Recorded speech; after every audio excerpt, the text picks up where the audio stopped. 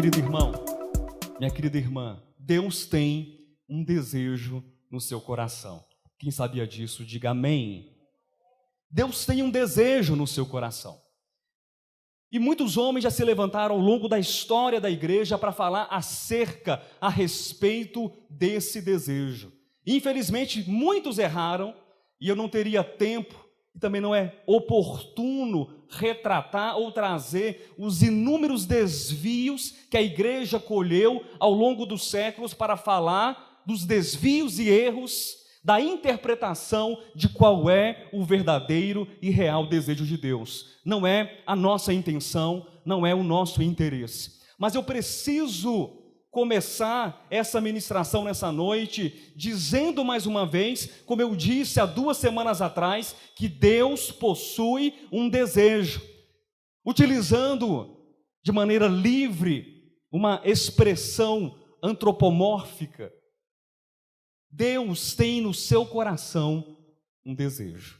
Imagine então, em uma linguagem simplesmente humana, que é tão pequena, que é tão limitada, tão insignificante, para explicar aquele que não pode ser explicado, mas imagine só que no coração de Deus há um desejo. E à medida que esse coração vai pulsando, estou falando de um coração que pulsa, um coração que arde, um coração que está ali batendo. O desejo de Deus está pulsando. O desejo de Deus está sempre firme e constante. Esse desejo não é um desejo pequeno. Esse desejo não é um desejo passageiro, como são passageiras as estações do ano, por exemplo. Você vê a primavera. Quem gosta de primavera? Gosta da estação da primavera? As flores. Não é bonito? Mas depois o que acontece com as flores? Elas murcham, elas caem, vem o outono, e depois vem tudo de novo, em mais um ciclo, e assim ano após ano. Mas o desejo de Deus não é assim, como um ciclo que se inicia e acaba, inicia e depois acaba. Não, o desejo de Deus, ele é firme, inamovível, inalterado, constante, absoluto, porque Deus é absoluto, porque Deus é todo e autossuficiente. Pastor Josué, que desejo é esse que está no coração de Deus? Eu quero ler com você um texto que foi lido há 2 semanas atrás, e a partir desse texto nós vamos criar um ponto de vinculação da mensagem que foi pregada há 2 semanas, a parte A, ou a parte 1 da mensagem redenção, e aquilo que Deus colocou no meu coração nessa noite. Abra a sua Bíblia, na primeira carta de Paulo a Timóteo, capítulo de número 2, nós iremos ler o finalzinho do versículo 3, a parte B, e também o versículo 4, Deus, nosso Salvador. Amém? Deus, o quê? Nosso Salvador. Deseja que todos os homens, está escrito isso na sua Bíblia, Deus deseja que todos os homens sejam salvos e cheguem ao pleno conhecimento da verdade. Aqui está o desejo de Deus. Nós podemos dizer que é um duplo desejo, ou são 2 desejos que estão contidos e registrados nesse texto que nós acabamos de ler. Deus deseja que todos os homens sejam salvos. E Deus também deseja que todos os homens cheguem ao pleno conhecimento da verdade. É possível considerar que são 2 desejos, ou também é possível considerar que o desejo de Deus, que é colocado em primeiro lugar, em primeiro plano, que é a salvação de todos os homens, é um desejo que é alimentado a partir do momento que o homem tem o pleno conhecimento da verdade. É um processo de retroalimentação. À medida que o homem vai sendo salvo por Deus, e diga, eu estou sendo salvo por Deus. Algumas pessoas estão sendo salvas por Deus aqui, glória a Deus, aleluia. Eu estou sendo salvo por Deus e estou alcançando a verdade. Isso é redenção. Isso é salvação. À medida que o homem vai sendo salvo por Deus, eu estou falando sobre o desejo de Deus. Ele vai conhecendo a verdade de Deus. E quanto mais nós conhecemos a verdade, mais nós vamos sendo o quê? Salvos por Deus. Quanto mais eu sou salvo, mais da verdade eu me aproximo. Quanto mais da verdade eu me aproximo, mais salvo eu estou sendo por Deus. Isso é salvação, isso é redenção, isso é o desejo de Deus. Mas, infelizmente, nós nos deparamos com um grande problema que é estabelecido pela teologia especulativa ao falar da salvação. Ao interpretar a salvação, ao interpretar a redenção. A teologia especulativa, a teologia dogmática, a teologia tradicional, infelizmente reduz a salvação, infelizmente reduz o resgate, a recuperação do homem, a redenção, apenas a um mero nível de um evento histórico. Que Jesus Cristo, há cerca de 2000 anos atrás, morreu, e isso é redenção e ponto final. Mas pastor Josué Argolo, está errado dizer que Cristo morreu há quase 2000 anos atrás? Não, de forma alguma. Isso é fato. Isso faz parte da história, e isso também faz parte da redenção. Mas a redenção, ela é muito mais do que uma redenção espacial. A redenção é muito maior do que uma redenção geográfica. A redenção é muito mais do que estar vinculada a um produto escatológico denominado morar no céu. E para quem tem dúvidas sobre o que eu estou falando, assista a primeira parte da mensagem Redenção. Redenção é muito mais do que tirar você de um lugar. Salvação é muito mais do que tirar você de um lugar e colocar em outro.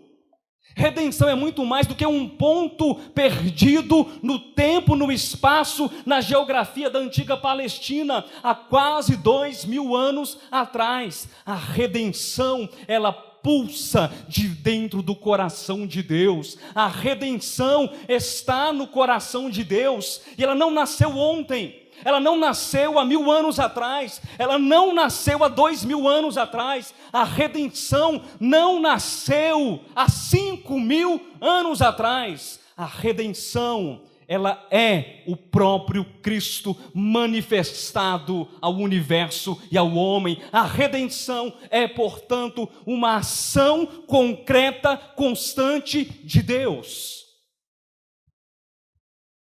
O apóstolo João declara no último livro da Bíblia, Apocalipse capítulo 13, versículo 8. Apocalipse 13, versículo 8, que o Cordeiro, ele foi morto. Quem sabia que o Cordeiro foi morto? Todo mundo sabia disso? O Cordeiro foi morto desde a fundação do mundo.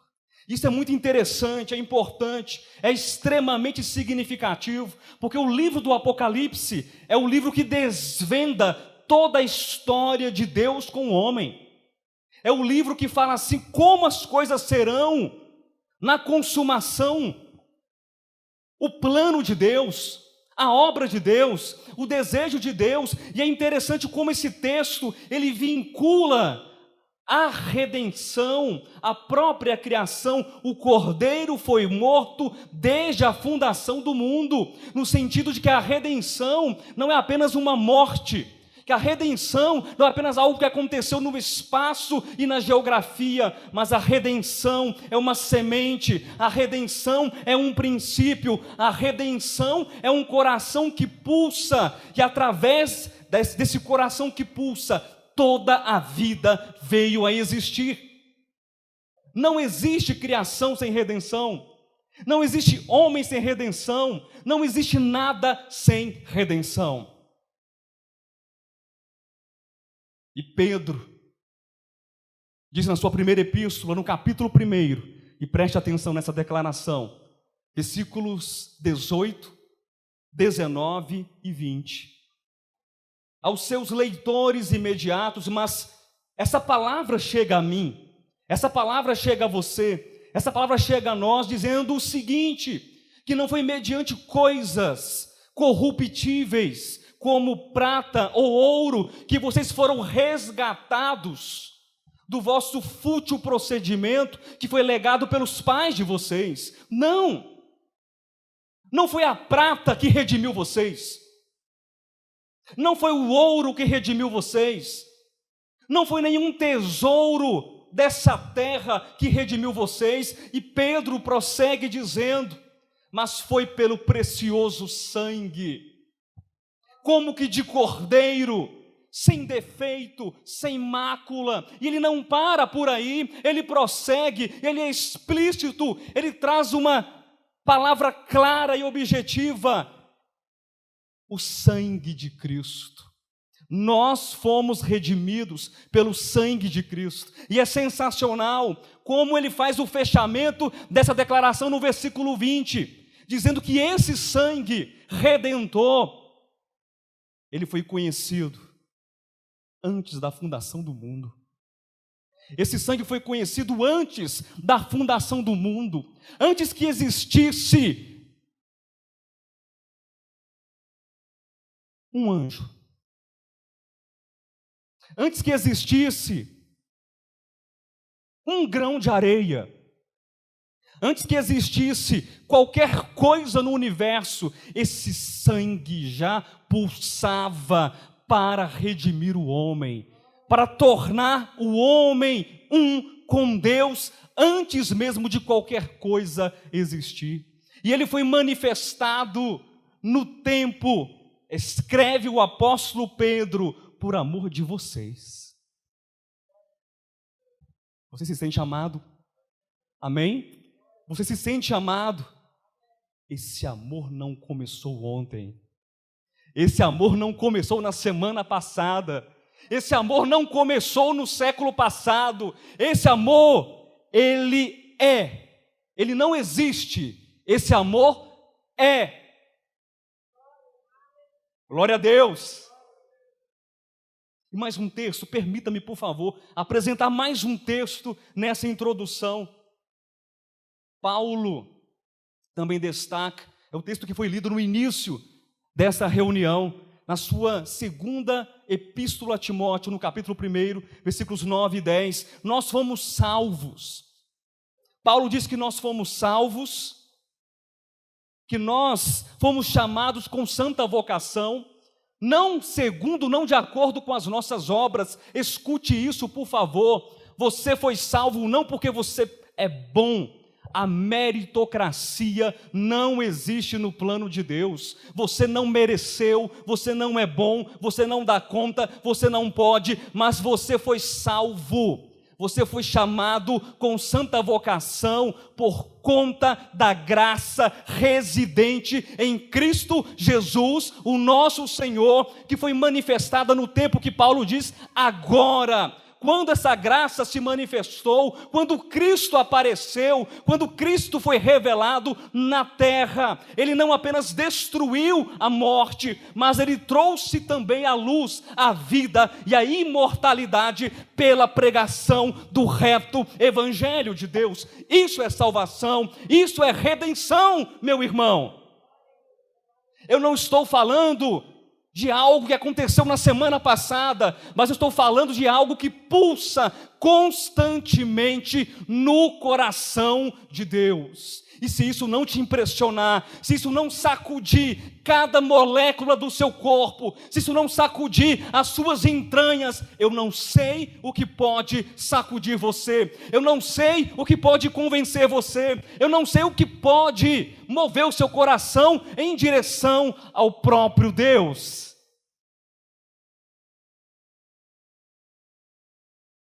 Isso é redenção. É eterna. É fresca. É nova e poderosa. E eu quero apresentar para você alguns textos que falam sobre essa redenção que nos alcançou. E para falar sobre redenção é necessário que nós compreendamos, ou que nós façamos 3 perguntas e respondamos também essas 3 perguntas. A primeira pergunta é: o que é? Diga, o que é? Não tenha medo de perguntar. O que é? A segunda pergunta é: como? Pergunte, como? E a terceira pergunta é: para quê? Muito bem. O que é a redenção? Como aconteceu e como continua acontecendo a redenção? E para que serve a redenção? E ao pensarmos sobre as 3 perguntas e as 3 respostas que tratam da redenção, nós também pensamos que quando eu pergunto o que é a redenção, eu preciso entender um problema que aconteceu no universo e no coração do homem. Há um problema a ser entendido e há um problema a ser resolvido. Há um problema no coração do homem. E quando eu pergunto como, eu estou trazendo então como resposta, convidando para essa resposta a ação divina, a ação de Deus, como Deus resolveu o problema do homem. E quando eu pergunto para quê, é o resultado, é o propósito, é o objetivo dessa eterna e pulsante redenção. Abra sua Bíblia em Efésios capítulo 2, versículo 1. Amém? Nós estamos agora nos encaminhando para a primeira pergunta. Quem é que se lembra qual é a primeira pergunta? Não é gincana, não. Não vai ganhar bombom no final do culto. Nem olha para mim com essa cara, Rodolfo. Qual é a primeira pergunta? O que é? O que é a redenção? E para responder, nós temos que entender que há um problema estabelecido, instaurado no coração do homem, que infelizmente a teologia especulativa não consegue enxergar. Só entende céu, inferno, roupa, brinco, batom e cerveja. E ponto final. Você resolveu esses problemas? Parou de passar batom, Vera? Parou. Então você está salva. Parou de cortar o cabelo? Não. Então a gente vai ter que conversar depois do culto, então. O que é? Efésios 2, versículo 1. Ele vos deu vida, estando vós mortos nos vossos delitos e pecados. Qual é a condição do homem? Morto em delitos e pecados.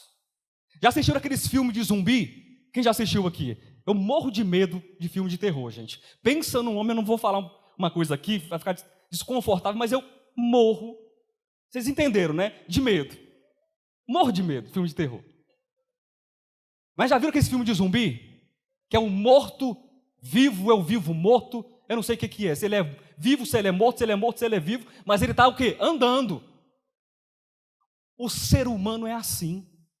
Está bem penteado. Viu, pastor Alexandre? Está bem maquiado. Está com a roupa bonita. Está com um sapato de R$2.500. Não é o meu caso não, viu, gente? Custou R$40 pela internet. Mas ele é um morto vivo. Por quê? Todo homem que está separado de Deus, ele está em um estado contínuo de degradação, de morte, de desintegração. Eu disse há 2 semanas atrás que essa mensagem era baseada em uma estrutura de um livro muito bacana que eu li recentemente. Eu não estou fazendo propaganda para o escritor, mas eu quero citar o livro aqui nessa noite. Talvez vocês conheçam um livro que foi lançado recentemente, Nascidamente, a Organicidade das Escrituras. E essa mensagem, a estrutura dela, uma boa parte robusta, substancial dessa mensagem, é extraída desse livro.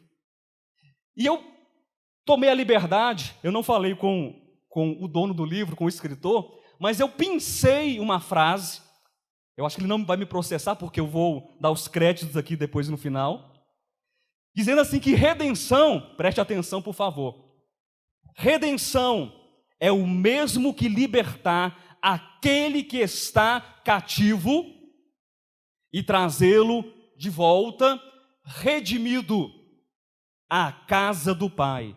Bispo Alexandre Rodrigues, nascidamente. Isso é redenção. É recuperação. Redenção é libertação daquele que estava morto em delitos e pecados. A redenção, ela faz com que o homem que estava desintegrado de Deus, separado de Deus, ele vai se aproximando. E quanto mais esse homem, ele se aproxima, mais salvo ele vai sendo. E quanto mais salvo ele vai sendo, mais próximo e perto e amante da verdade ele vai se tornando. Eu achei brilhante a expressão que foi utilizada nesse livro, quando, ao falar do problema da queda, do problema do homem, é dito que o homem está desintegrado. Já parou para pensar nessa palavra, meu querido? Desintegrado do Criador e desintegrado da própria criação. A gente olha para fora, a gente olha para tanta coisa ruim nesse mundo. Tem coisa ruim? Sim ou não, pessoal? Os rios sendo poluídos, isso é bom ou é ruim? Isso é péssimo.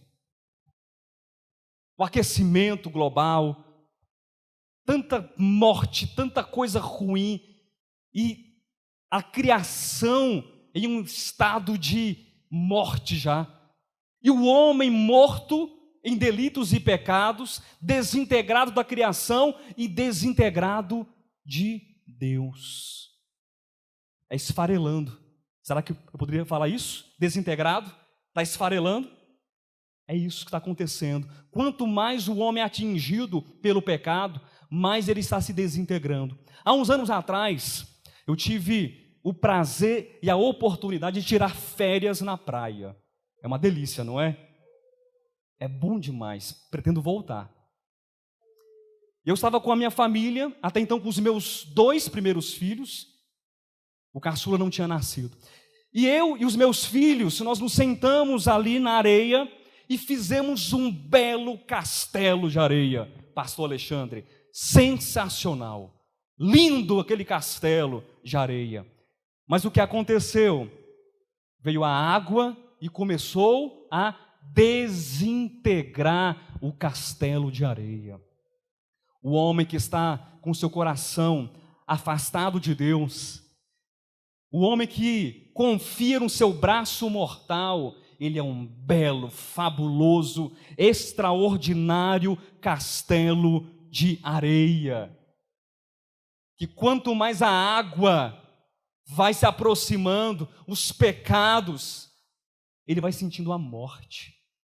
Mas a redenção, ela quer recuperar esse homem. A redenção de Deus quer trazer esse homem de volta para a casa do Pai. A redenção é uma obra salvadora, recuperadora de Deus, que quer trazer esse homem, não como escravo, não como bandido, não como forasteiro, não como morto em delitos e pecados, mas como um filho restaurado à sua posição e dignidade.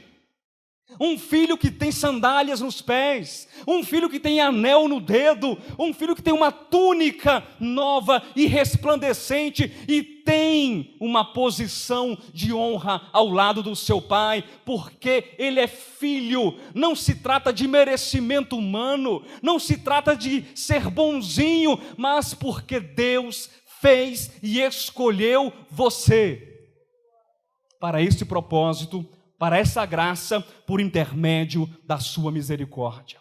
Mas infelizmente, queridos, a redenção e a salvação têm sido deturpadas pelo homem e pela teologia especulativa. Dizem por aí que o problema do homem está do lado de fora. E eu repito para você, em nome de Jesus, preste atenção nisso, o seu problema não está do lado de fora. Você pode trocar o verniz, você pode trocar a cor dos seus olhos, você pode trocar qualquer coisa, a sua roupa, o seu sapato, você pode fazer o que for do lado de fora, o problema está dentro do coração do homem. A desintegração está na consciência, a separação está na consciência, na alma do homem. Nós precisamos ser recuperados de dentro para fora. Eu acredito numa salvação do corpo. Quem acredita? Eu acredito numa salvação dos ossos, do sangue, numa cura completa, mas eu acredito piamente que a salvação, ela começa de dentro, que a salvação começa da alma e do espírito, e depois ela vai brotando e por fim se revelará e se manifestará em nossos próprios corpos. Mas redenção para muitos não é isso. É você tratar com aquilo que está do lado de fora. A teologia especulativa, ela se preocupa, tem como foco os pecados. E ela pergunta para você: quantos pecados você tem cometido? Aí você responde: bom, deixa eu fazer aqui um checklist. 10 pecados. Você não serve para o nosso grupo. Nosso grupo, não que a gente não acredite que o homem não vai pecar, todos estão pecando, mas você, no máximo, para fazer parte desse grupo seleto, precisa, no máximo, estar pecando apenas 5 pecados. Como você está pecando 10, você está perdido. Não é assim. Posso ler 2 textos com vocês? Posso? Abra sua Bíblia, em Mateus capítulo 15, versículo 11. Eu estou falando sobre o quê? O problema do homem. Qual é o problema do homem? Desintegração do Criador e da criação. Muito bom. Gil, você nota 10. Mateus capítulo 15, versículo 11. É tudo aquilo que entra pela boca que contamina o homem. Não é isso que está escrito? Não. O que está escrito então na sua Bíblia? Não é. Pastor, mas o doutor honoris causa falou para mim que não é isso, que é a roupa que eu visto que me traz redenção. Mentira. Pastor, eu aprendi desde menino, na minha catequese, ou na escola dominical, se você é católico, se você é protestante, não me importa, eu aprendi que é a roupa que eu visto que traz redenção. Mentira. Não é o que entra. É o que entra? Pela boca, que contamina o homem. O que é que contamina? Mas o que sai da boca, isto sim contamina o homem. Deixa eu correr para mais um texto. Colossenses capítulo 2, porque eu quero terminar essa mensagem hoje à noite. Colossenses capítulo 2, versículo 16. E depois nós vamos pular para o versículo 20 até o 23. Colossenses 2, 16. Ninguém. Eu prefiro que comece com um ninguém antes do portanto. Eu gosto do ninguém na frente. Ninguém, pois vos julgue por causa de comida e bebida, ou dia de festa, ou lua nova, ou sábados. Eu não vou nem expor esse texto, eu não vou explanar esse texto.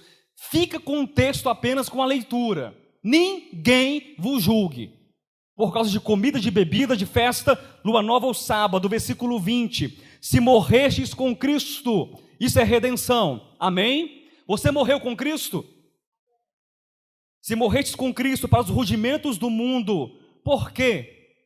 Como se vivesseis no mundo, vos sujeitais a ordenanças. Não manuseis isto, não proves aquilo, não toques aquilo outro, segundo os preceitos e doutrinas dos homens? Pois que todas essas coisas com uso se destroem.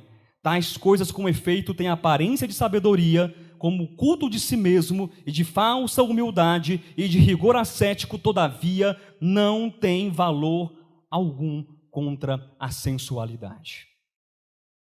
Nada que está do lado de fora é capaz de combater o problema da separação, da desintegração da consciência do homem em relação a Deus.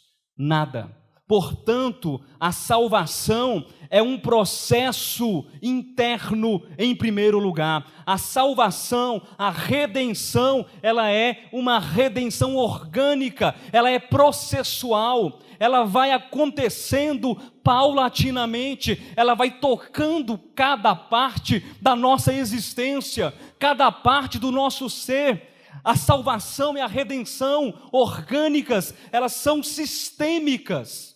E o que é sistêmico? É um conjunto de partes, cujas partes elas interagem entre si. Você é um sistema, você sabia disso? Que você é um sistema? Olha um pouquinho para você. Você tem o quê? Sistema nervoso? Tem, graças a Deus. Você tem sistema respiratório? Você tem, graças a Deus. Sistema circulatório? Você tem sistemas funcionando. E eles fazem como? Um age e interage com o outro. É uma influência, isso é sistêmico. À medida que a redenção, que a salvação vai acontecendo, não existe uma redenção só da minha vontade, ou só das minhas emoções, ou só dos meus pensamentos. Os meus pensamentos vão sendo salvos sistemicamente, e a partir da salvação dos meus pensamentos, transformai-vos pela renovação do vosso pensamento, do vosso entendimento. Então as minhas emoções vão sendo salvas, a minha vontade vai sendo salva, e eu vou sendo salvo por completo, de modo processual, sistêmico e contínuo. E então, deste modo, o problema do homem, que é a desintegração, que é a separação com a criação e com o Criador, vai sendo resolvido. O homem vai sendo colocado novamente na casa do Pai. Isso não é geográfico, mas isso é na consciência, é dentro do homem. O que é redenção? Redenção é recuperação. Redenção é o mesmo que libertar aquele que está cativo e trazê-lo de volta, redimido, à casa do Pai. Isso é redenção. Segunda pergunta: como isso é feito? E ao fazermos essa pergunta, nós nos deparamos então com a ação divina. Eu falei inúmeras vezes que redenção não é aquilo que os homens estão dizendo, que é um trato com verniz, que é aquilo que está do lado de fora, mas a redenção é o modo como Deus tem recuperado o homem, e Deus tem recuperado a sua vida. Amém? Você que está aqui nessa noite, você que acompanha essa ministração, você é um testemunho e uma prova real da redenção de Deus, do serviço de Deus, da ação de Deus. Eu quero ler um texto com você, que fala sobre a ação divina. Abra sua Bíblia, aqui pertinho de Colossenses, abra em Filipenses. Filipenses capítulo 2, do versículo 5 até o versículo 11. Segunda pergunta, qual é? Como a redenção ocorreu? Como a redenção continua acontecendo? Versículo 5. Tende em vós o mesmo sentimento que houve também em Cristo Jesus, pois ele, subsistindo em forma de Deus, Não julgou como usurpação ser igual a Deus. Antes a si mesmo se esvaziou, assumindo a forma de servo, tornando-se em semelhança de homens, e reconhecido em figura humana, a si mesmo se humilhou, tornando-se obediente até a morte e morte de cruz. Pelo que também Deus o exaltou sobremaneira e lhe deu um nome que está acima de todo nome, para que ao nome de Jesus se dobre todo joelho nos céus, na terra e debaixo da terra, e toda língua confesse que Jesus Cristo é Senhor, para a glória de Deus Pai. Queridos, preste atenção numa coisa: a redenção possui um princípio governante. Esse princípio está além do tempo. Esse princípio está além dos muros de Jerusalém e do momento físico do Calvário. Esse princípio está além do cristianismo. Esse princípio está além de todas as coisas, porque esse princípio está no próprio Deus. Isso é redenção.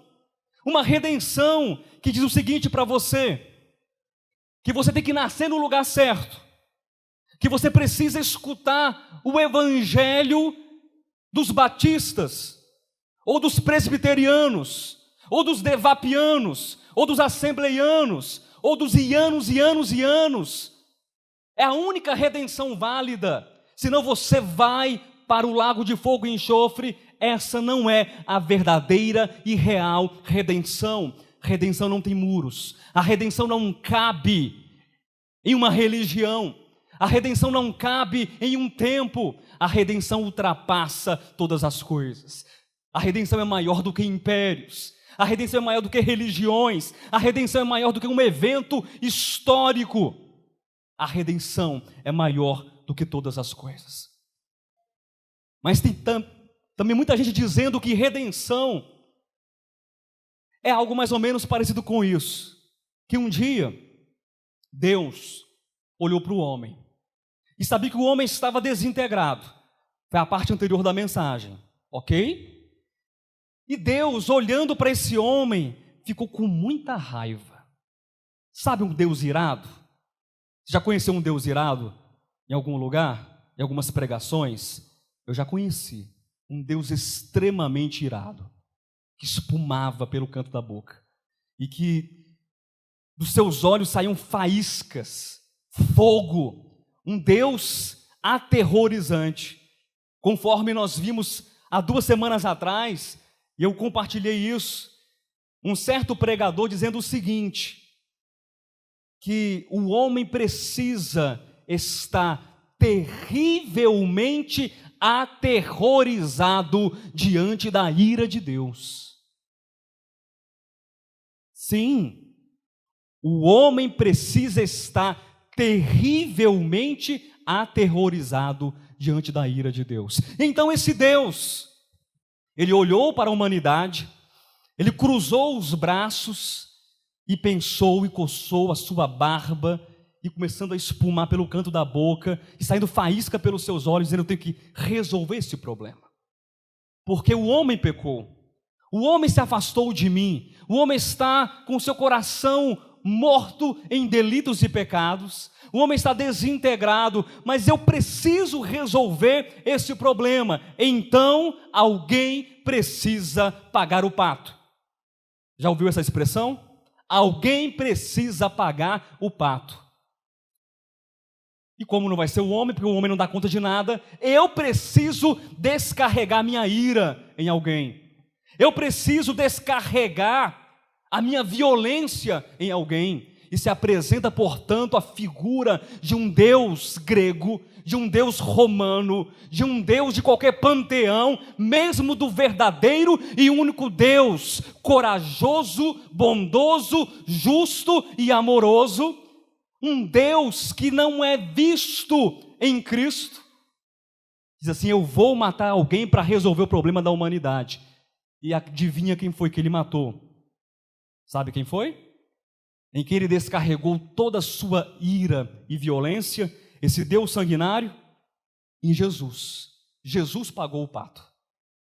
Eu só perdoo você, Alexandre Rodrigues, porque eu descarreguei a minha ira em Jesus. Porque eu estava tão irado com você. Estava tão irado, tão irado. Tentei até mandar um câncer na sua garganta, mas não deu certo. E não foi um câncer. E você se livrou. Mas eu queria era te matar. Já ouviram o tipo de pregação assim? De que se você não aceitar Jesus Cristo, eu vou te colocar numa cadeira de rodas. Se você não aceitar Jesus Cristo, Deus vai descer a mão. Queridos, que tipo de violência é essa? Que tipo de Deus é esse que as pessoas estão anunciando e pregando? Um Deus que está com um porrete na mão, dizendo assim: por que eu maltratei e machuquei e matei o meu filho? Agora você precisa me aceitar. Isso não é redenção. Um Deus sanguinário, um Deus violento, um Deus banqueiro, que fica contabilizando créditos e débitos. Quanto foi que você pecou, quanto que você... E aí ele fica contabilizando e sabendo se você atingiu certo patamar. E depois ele vai definir se perdoa você ou não. O amor de Deus é puro. A redenção de Deus é pura graça e doação. O caminho de Deus é completamente contrário ao caminho da religião, ao caminho de Lúcifer, do texto que nós acabamos de ler. O caminho de Deus é um caminho que expressa perdão e amor incondicionais. Pastor, mas você está dizendo que eu posso ficar do jeito que eu quiser? Não é isso que eu estou dizendo. Eu estou dizendo que não importa o jeito que você esteja, eu tenho certeza absoluta que a redenção dá jeito em você.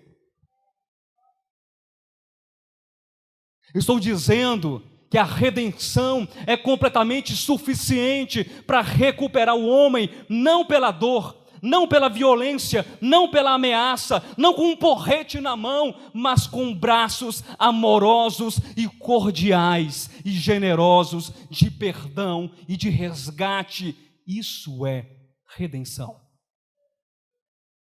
Não acredite numa redenção que diga que você precisa sofrer, porque senão Deus não vai perdoar você.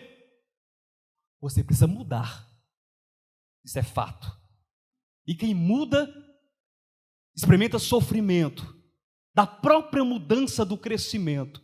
Mas Deus não é um Deus perverso, que fica tecendo planos mirabolantes,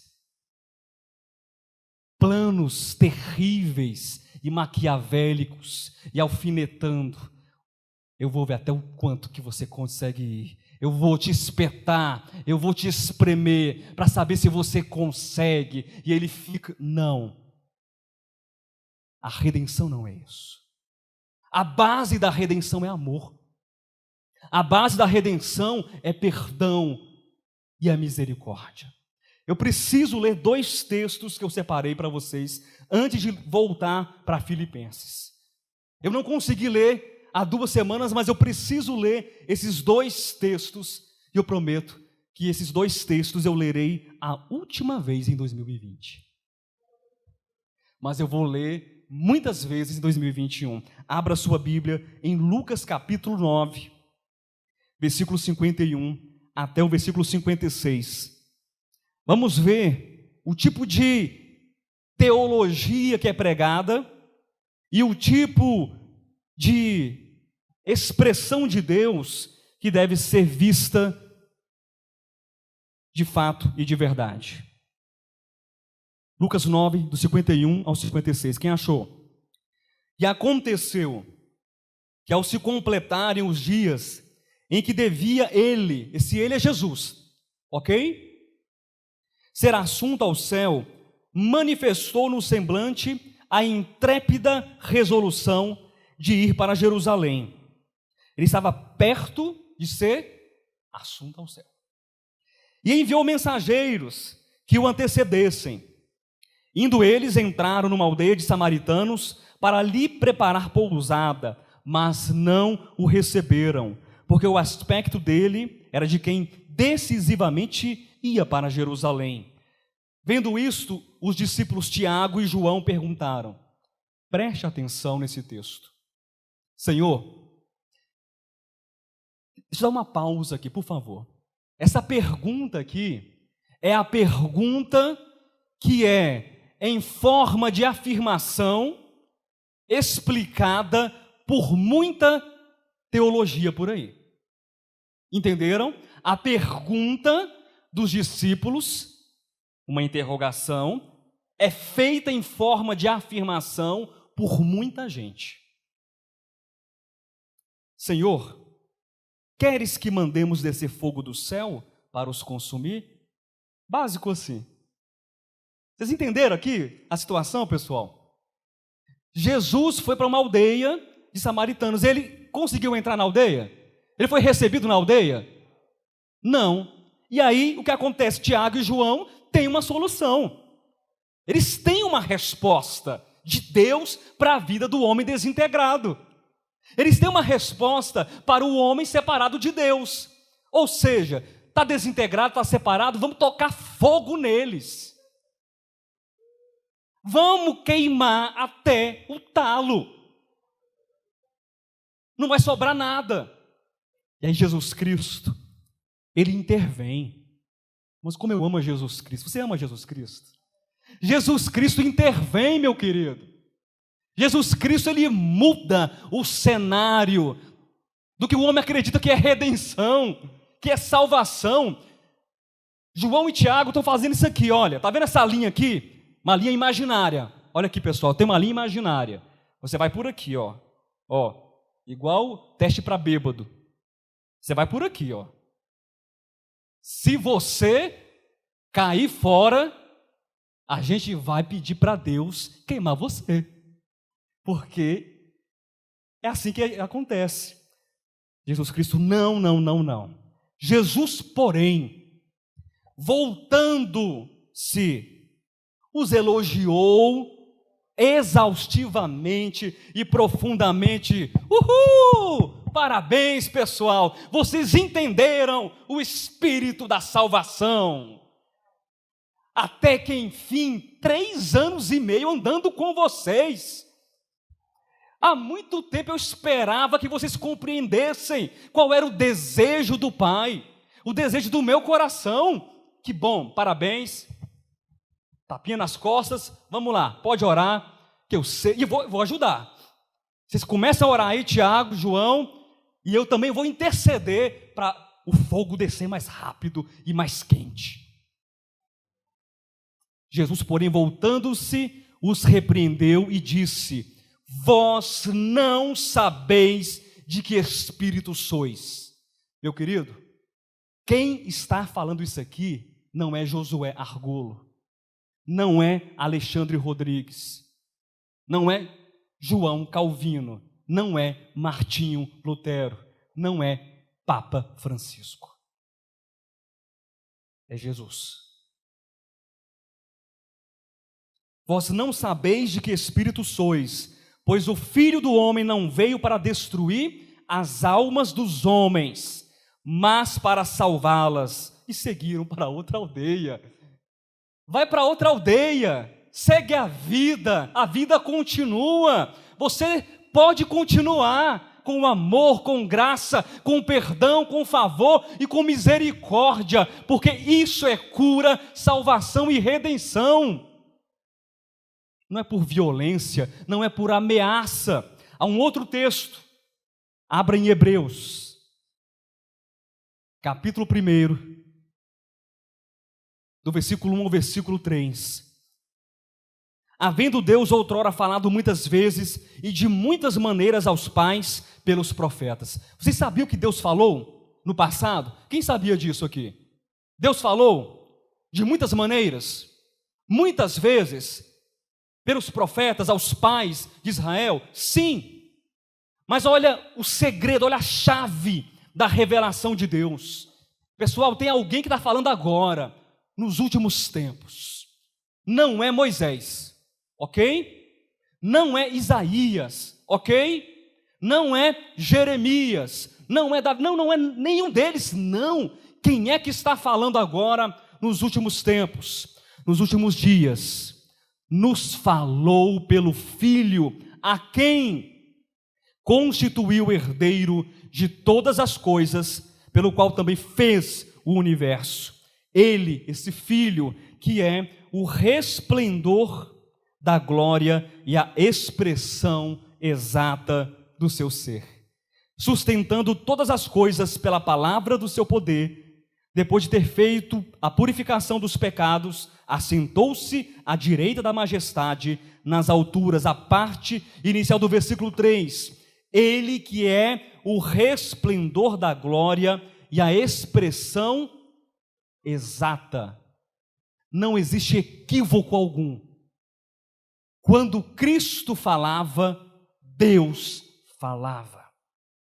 Quando Cristo se manifestava, Deus se manifestava.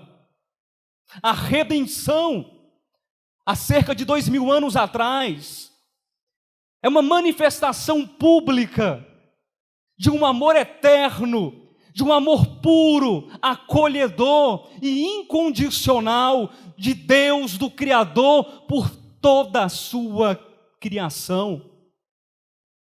A redenção na cruz do Calvário, como Marquinhos colocou de maneira tão brilhante na semana passada, essa redenção em sua horizontalidade, em sua verticalidade, é aquilo que une o céu e a terra, é aquilo que une o tempo e o espaço, e todos os homens desse planeta, não importa quem quer que seja, e une não pela ameaça, mas une pelo amor, pela paixão, une pela misericórdia. E nós estamos aqui porque fomos unidos por essa paixão e por esse amor. A redenção tem um caminho. É um caminho completamente oposto ao caminho de Lúcifer. No texto que nós lemos em Filipenses capítulo 2, do versículo 5 até o versículo 11, Lúcifer se encheu de orgulho. Você lembra da história de Lúcifer? Ele queria ser o quê?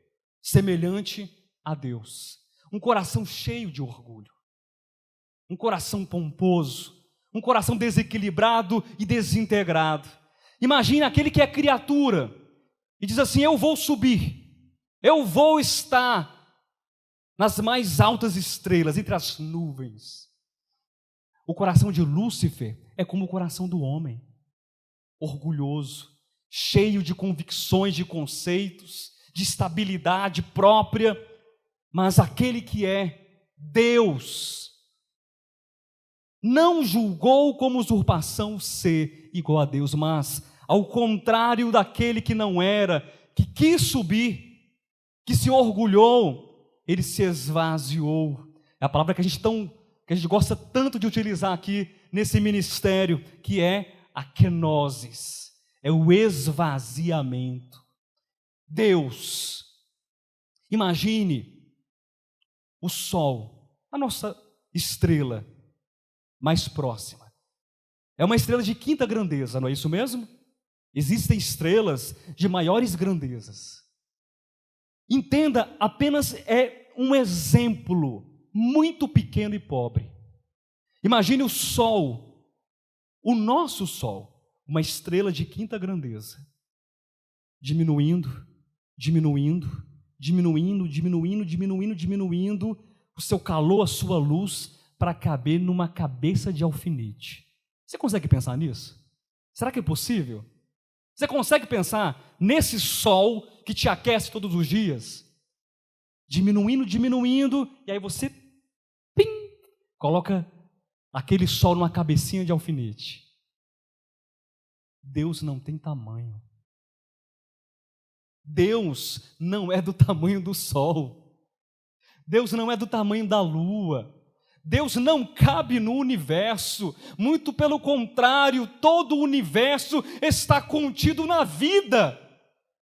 Mas ele decidiu por amor, ele decidiu por paixão, por graça e misericórdia, descer, se fazer homem, se encarnar, se esvaziar, nesse processo de esvaziamento. E aquele que não poderia ser contido por nada, ele ficou dentro de uma placenta durante 9 meses, e depois nasceu, cresceu, numa pele humana, com ossos humanos, com sangue humano, por você, por nós. Isso é redenção. Esvaziamento, esse é o caminho que Deus nos mostra. Nós nos aferramos, nos apegamos a tanta coisa que nós não temos. Você se apega ao carro que não é seu, mas é meu sim, eu paguei. Não paguei, não foi a prestação não, eu tenho dinheiro, eu paguei foi à vista. Não é seu, porque o dia que você morrer você não leva. Você se apega a tantas coisas que não são tuas. E aquele que é, ele não tem, Deus não tem nada, Deus é tudo. Tudo. Aquele que Isaías fala que na concha da sua mão está toda a terra, todo o universo, todos os homens. É aquele que Isaías fala que pode contar cada estrela do universo, trilhões e trilhões e trilhões, e chamar cada uma pelo seu nome e sobrenome. Esse Deus se esvaziou. Lúcifer subiu pela força do egoísmo. Egoísmo, palavra que a gente escuta tantas vezes. Não é verdade? A gente aprende a ser egoísta desde pequeno, você sabia disso? A gente está brincando, a gente não quer o brinquedo do outro. Aliás, o brinquedo está ali, ninguém quer. Mas quando o outro pega, por que você pegou o brinquedo? Porque é meu. Minha mãe comprou para mim. É o Kiko. É o Kiko. O ser humano é Kiko. Egoísmo. Onde o egoísmo vai nos levar? Apenas a ter um coração, uma alma e um espírito desintegrados. Lúcifer subiu, ou quis subir, pela força do egoísmo. Cristo desceu. Olha o caminho inverso da redenção. Você está compreendendo isso, meu irmão? Quem está compreendendo, diga amém em nome de Jesus. Cristo desceu pela força. Estou copiando, viu? É lá do Nascidamente. Cristo desceu pela força voluntária do amor. Vocês acham que no céu foi mais ou menos assim? Que Deus passou os anjos em revista? Diga aí, pastor Alexandre, quem é o maior anjo do céu? Diga aí, você que é teólogo, hebraísta e greguista. Fala agora aí. O maior anjo do céu. Miguel. Pronto. Miguel. Enfileira todo mundo aí. Todo mundo enfileirado. Chama Gabriel também, porque Gabriel é o anjo da comunicação. É o relações públicas do céu. Chama Gabriel, manda todo mundo sentar na minha frente. Porque nós temos que resolver um problema. Qual é, Senhor? O homem pecou. E eu quero saber quem é que vai resolver o problema. É assim que Deus fez? Miguel, eu estou achando que é você. Não, Gabriel, você. Não. Pai, eis-me aqui. Faz um corpo para mim. Eu vou redimir o homem. Eu vou trazer a Natália de volta para casa. Eu vou trazer a Andresa de volta para casa. Mas eles estão muito perdidos. Alguém poderia gritar lá no final, né? Às vezes vai que um demônio apareceu lá. Está muito perdido, Senhor. A Andresa não dá não. Dá não. Pai, eu vou trazer o Alexandre de volta para casa. Ele, aquela voz lá. Vou falar não. Não dá para falar. Dá para contar o testemunho? Não dá. Eu vou trazer todos de volta para casa. Não pela espada, não pelo açoite, não pelo grito, não pela violência, mas pelo amor. Cristo ama você. Não tem ninguém que ame você mais do que Ele. Não tem. E Ele desceu pela força voluntária do amor. Lúcifer caiu sugado pela gravidade fatal do pecado. Às vezes a gente sente assim, não é? Sugado, tragado pela gravidade fatal do pecado. E qual é o caminho? Qual é a cura? Qual é a solução? Qual é o como da ação divina? Cristo ascendeu pela potência da verdade. Amém? A potência da verdade. Eu iniciei essa ministração lendo um texto do apóstolo Paulo que ele dizia que Deus tem um desejo. Você lembra desse texto? Deus tem um desejo que apenas alguns poucos homens se salvem, que todos os homens se salvem, que o aborígene seja salvo, que os africanos sejam salvos, que os asiáticos sejam salvos, os europeus, os americanos, que todos os povos, porque está escrito no livro do Apocalipse, que é uma grande multidão, que foi comprada pelo precioso sangue do Cordeiro, não foi pela prata, não foi pelo ouro, mas o precioso sangue do Cordeiro, que resgatou e trouxe de volta para a casa do Pai, homens de todos os povos, todas as tribos e todas as línguas da terra, porque a redenção não está presa em muros. E Cristo, ao ascender pela potência da verdade, nos aproximou dessa verdade. Nós estamos aqui porque nós amamos a verdade. Nós estamos aqui porque nós queremos a verdade. Nós estamos aqui porque a verdade nos impulsiona. Tanta gente já falou para a gente desistir. Não vai para frente. Vocês não dão conta. Esse tipo de mensagem não prega, não dá certo. Isso não atrai multidão, isso não dá dinheiro. Eu já fiz algumas contas algumas vezes. Vou fazer 20 anos de ministério, agora, bem no finalzinho, de 2020. Vamos fazer 21 anos, não é isso? 20 anos de ministério. Eu acho que nós poderíamos ser 7 mil, 8 mil, 9 mil, 10 mil, 15 mil, tanta gente. E por que não somos? Porque tem muita gente preocupada com o evangelho colorido, com o evangelho sem cruz, com o evangelho que diz assim: o quanto que você pode fazer? Diga aí, porque o quanto você puder é o tanto que Deus fará por você. Não.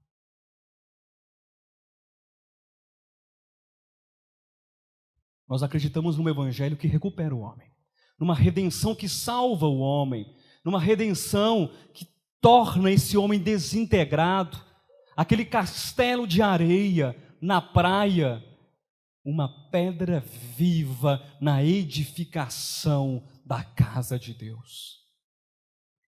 É nesse evangelho que nós acreditamos. Primeira pergunta que foi feita, você se lembra? O que é redenção? Segunda pergunta, como? Para quê? A missão do Logos é trazer o homem de volta para a casa do Pai. Para quê? Para que o homem estivesse de fato na casa do Pai. Mas não pense na casa do Pai como se o homem fosse convidado tão somente para habitar num quartinho na casa de Deus. Não pense nisso, por favor, mas pense na casa do Pai como sendo o próprio Deus habitando no homem e o homem habitando em Deus. É uma habitação mútua, é Deus morando no homem e o homem morando em Deus. E afinal de contas, quem é que mora em quem? É Deus que mora e é o homem que mora. E você olha para o homem e você vê Deus, e você olha para Deus e você vê o homem. E essa é a história da redenção. Essa é a história da redenção. Os sofrimentos de Cristo na cruz do Calvário. Eu anotei mais um texto. Nos ensinar o caminho da obediência. Esse para quê está aqui nessa frase que eu anotei. Eu quero ler com vocês. O preço pago pelos nossos pecados, o precioso sangue de Cristo, diz respeito ao sofrimento necessário na construção de um caminho que leve o homem de volta a Deus. Cristo, caminho. É um caminho da obediência, não da ameaça, eu repito, mas o quanto que Cristo se esvaziou, o quanto que Cristo cedeu, o quanto que Cristo caminhou, o quanto que Cristo amou, o quanto que Cristo fez numa expressão pura e fiel do caráter e da vontade e do desejo de Deus. São bússolas, são pisadas pelas quais nós precisamos andar e devemos andar. E andando e nos conformando a Cristo e construindo esse caminho e sendo então guiados por esse caminho e nesse caminho. Isso é a redenção. Para que estar na casa do Pai novamente. Você está na casa do Pai. Finalmente nós estamos na casa do Pai. E aí você pergunta, pastor, mas e o sofrimento? E a morte? E a dúvida? E a angústia? E a solidão?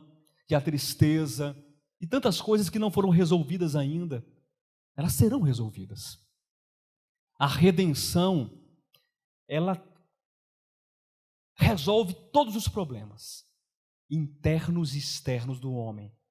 Vai levar um pouco de tempo, mas Deus está trabalhando. Eu e o meu Pai estamos trabalhando até agora. Deus não cessa, Cristo não cessa de trabalhar. Eu vou ler com vocês um último texto. Abra no último livro, Apocalipse, capítulo 21, bem no finalzinho, quase. Essa morte redentora, ela trouxe o homem de volta à casa do Pai. Mas essa morte também é geradora. Essa redenção, ela traz o homem de volta, mas também ela renova a consciência, a sua mente na casa do Pai. E por fim, nós teremos essa experiência de Apocalipse 21, do versículo 1 ao versículo 6. E daqui a pouquinho, o Ministério de Louvor já vai se preparando, por favor, para vocês cantarem. Eu vou ler esse texto. E o Ministério de Louvor vai subir, nós vamos cantar. Mas enquanto isso não acontece, eu quero fazer uma oração junto com você. Não é uma oração por você apenas, mas é junto com você. Já quero convidar o tecladista para fazer aquele som lindo que só você sabe fazer. Apocalipse 21, vi novo céu e nova terra, pois o primeiro céu e a primeira terra passaram, e o mar já não existe. Já não tem mais um mar para derrubar castelos de areia, porque não existem mais castelos de areia. Existe uma cidade. Está aqui no versículo 2. Vi também a cidade santa, a nova Jerusalém que descia do céu, da parte de Deus, ataviada como noiva, adornada para o seu esposo. Então ouvi grande voz vinda do trono, dizendo: eis o tabernáculo de Deus com os homens. Deus habitará com eles. Eles serão povos de Deus, e Deus mesmo estará com eles. E esse Deus lhes enxugará dos olhos toda lágrima. Quem chorou em 2020? Quem chorou? Eu chorei algumas vezes. Muitos motivos nos fizeram chorar.